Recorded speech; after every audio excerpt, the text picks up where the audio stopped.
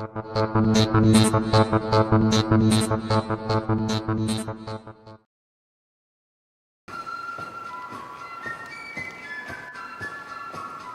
we've got wings and no roots, then everything is always changing to the point that there's no line of continuity. So we work to be a congregation that has both roots and wings. Not all roots where we're stuck, and not all wings where we're fly by night. So it has fulfilled us in that we are quite often told we have no real history apart from the crimes, etc., etc., etc.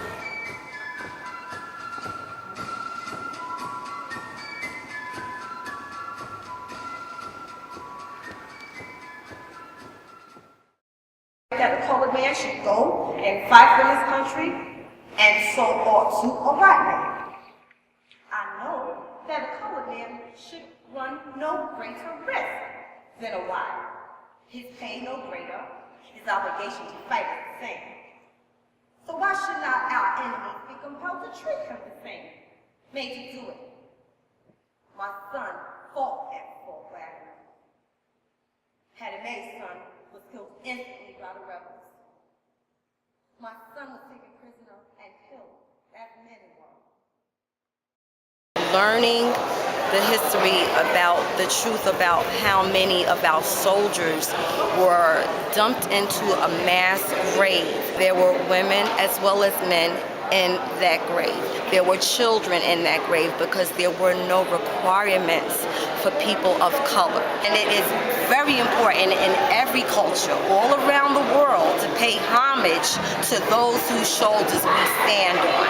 The entire country benefited from the sacrifices of people that were meant to be forgotten, meant to be invisible, and therefore it is intentionally left out of the fabric of our education. Pastor came to me and said, "Hey, Kenyon, did you know this? Did you know?" And I said, "No." He said, "You got to do this research." And so I started hitting the books, started hitting the internet, started making calls, and started finding out. Martin Delaney, Harriet Tubman, Frederick Douglass, all these guys worked together. And they all worked hand in hand to make sure that we got our freedom. And also when this, when the soldiers were buried in this trench, they worked hand in hand to make sure that they got an honorable burial and honorable distinction. That's why we call it honorable distinction. This piece was very, very important because I never knew really about Martin Delaney.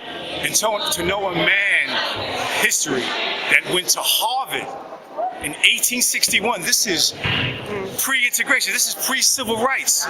And this man was recognized for his intellectualism and allowed into the school, but was kicked out just because of the color of his skin, not recognizing what he could contribute intellectually to this country. So it's a real blessing to be part of something like this, because this is not just part of Black history, this is part of American history, part of world history.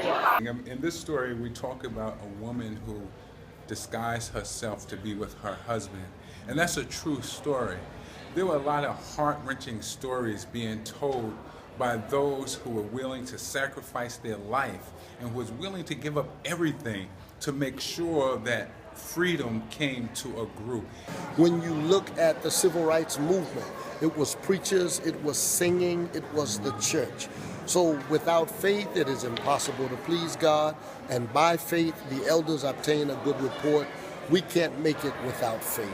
It just seems to be a given for us. There really is for us no line of demarcation between the sacred and the secular. It's all sacred, especially when you're working for justice.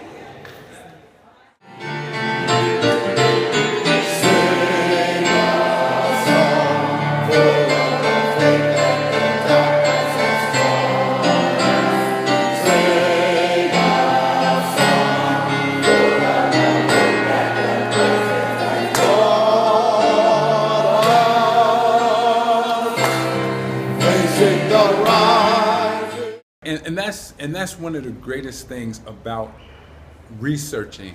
You find out that there was a lot of belief in faith in God. There was a lot of the church played an important role.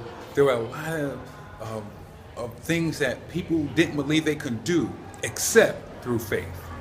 And that's what we had to make sure was included in this piece, is the faith that they had, the belief, the prayer.